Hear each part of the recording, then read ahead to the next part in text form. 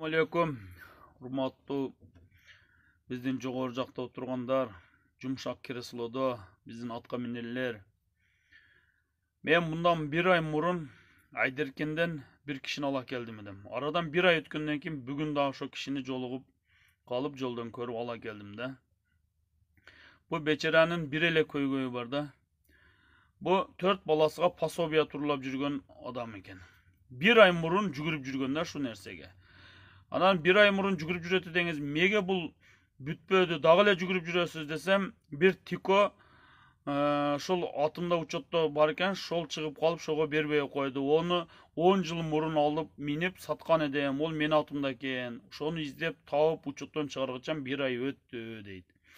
Анан кече келип, шо жерде пособия турулаган жерде бир араб деген крокодил бар экен да, желмогуз. Шону менен сүйлөштүм. 4 балама 1000 сомдон 4000 берсем, бүгүн Кудай кааласа ишим бүтөт деп бечара сүйүнүп келе жатат да Айдеркенден. Биз ушундай желмоуз крокодилдерден качан кутулабыз, мына ушундайга жегиштерденчи.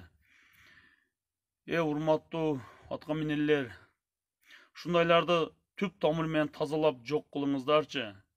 Бу айыл жерде жашаса, бу бечарада малыдан, жериден башка эч нерсе жок болсо доходу, күнүгө пул таппаса, bunun ayıl жерден бул көчүп кетсе, ол айылды ким карайт? Ол сок менен граница жер өзү. Булардын документини жүгүрүп барып, кайтып, турлап, буга пособия ал 4 та балаң бар экен, дештин ордуга эйт. 4 та баласыга 4000 сураптыр мына араб деген бир желмогуз. Каяктан болот билбейм, ушу кадам жайда пособия турулаган жерде отурат экен. Бул ондокадан нештасан сурайт да күнүгө.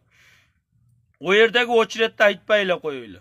O yerге барсаң телевизорың барбы, үйдө DVD-ң барбы, башкаң барбы деп бар жокту сурайт. Агар битта телевизорың болсо ham пособия ала албайсың да. Арабка окшогон өзү нештасы ойт. Шайлоодо жүрдүк. Көбү элдер билбейт. Бая пособия алып аткан жарандар бар да. Мыйзам биз киргизгенбиз. Эгерде ушул үй бүлөдө пенсионер болсо, ошонун пенсиясы доход кирбейт деген норма бар. Ал ишке кирген турабы?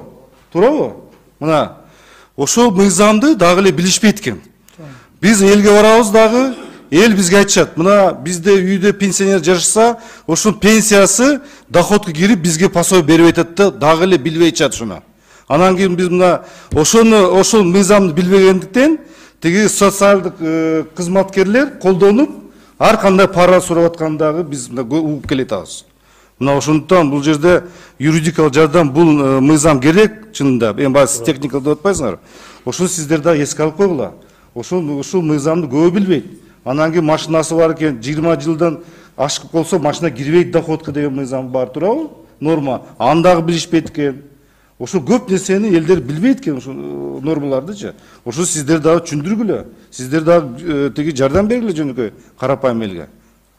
Бактар Кешечский. Түшүндүрө алдым мен оюмду. Рахмат. Чоң рахмат.